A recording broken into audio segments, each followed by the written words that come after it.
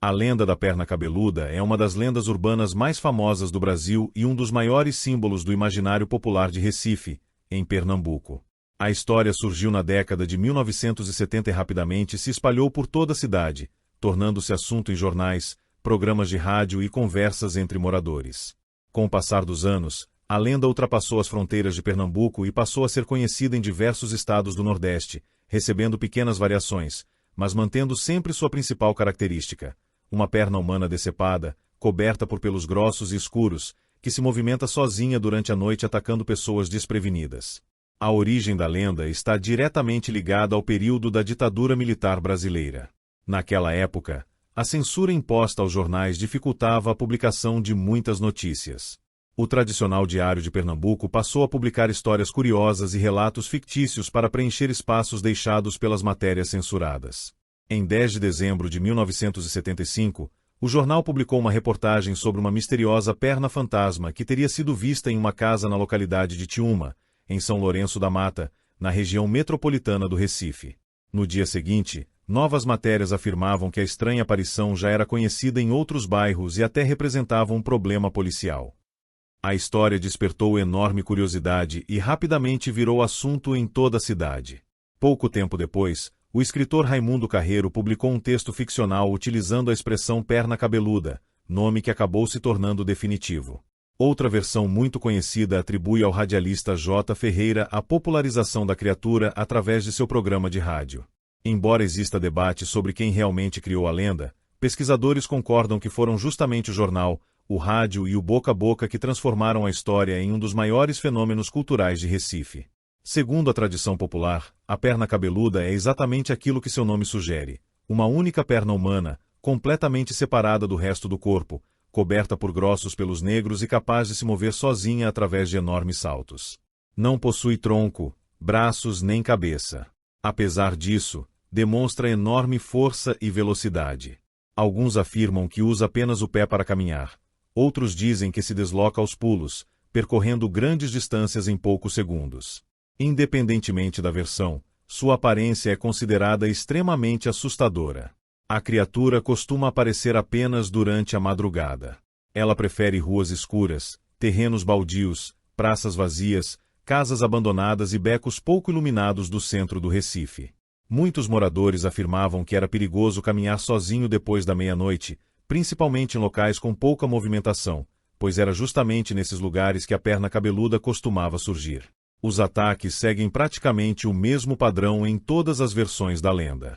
A vítima está caminhando normalmente quando, sem qualquer aviso, sente uma violenta rasteira. Ao cair no chão, percebe uma enorme perna peluda saltando sobre seu corpo e desferindo inúmeros chutes e joelhadas. A agressão dura poucos segundos. Logo depois, a criatura desaparece aos pulos antes que qualquer pessoa consiga alcançá-la. Muitos afirmavam que, ao tentar persegui-la, ela simplesmente sumia na escuridão. Com o passar do tempo surgiram novas versões sobre seu comportamento. Algumas histórias diziam que a perna cabeluda entrava silenciosamente nas casas durante a madrugada. Ela se escondia embaixo das camas, dentro de armários ou atrás das portas, esperando que alguém passasse para atacá-lo. Outras narrativas afirmavam que a criatura preferia permanecer escondida atrás de árvores ou muros, surpreendendo suas vítimas quando menos esperavam. Também surgiram diferentes explicações para sua origem. Uma das versões mais populares dizia que a perna cabeluda pertencia ao amante de uma mulher casada. Ao ser surpreendido pelo marido, ele teria conseguido escapar pela janela, deixando apenas uma das pernas visível debaixo da cama. A história teria sido transformada em piada entre jornalistas e, com o tempo, acabou sendo interpretada pela população como uma verdadeira criatura sobrenatural. Outra versão afirmava que a perna cabeluda era parte amputada de um homem extremamente violento, condenado a vagar eternamente pelas ruas castigando outras pessoas com chutes. Entretanto, nenhuma dessas origens é considerada oficial, fazendo parte apenas das muitas interpretações surgidas ao longo dos anos. À medida que a fama da criatura crescia, começaram a aparecer supostas testemunhas por toda Recife. Algumas garantiam ter visto a perna atravessando avenidas inteiras em enormes saltos. Outras afirmavam que ela surgia de repente atrás de postes, desaparecendo logo em seguida. Havia quem jurasse ter ouvido apenas o barulho seco dos pulos se aproximando antes de ser atingido por uma rasteira. Mesmo sem provas, esses relatos alimentaram ainda mais o medo coletivo. Durante o auge da lenda, muitas crianças deixaram de brincar nas ruas durante a noite por medo da criatura.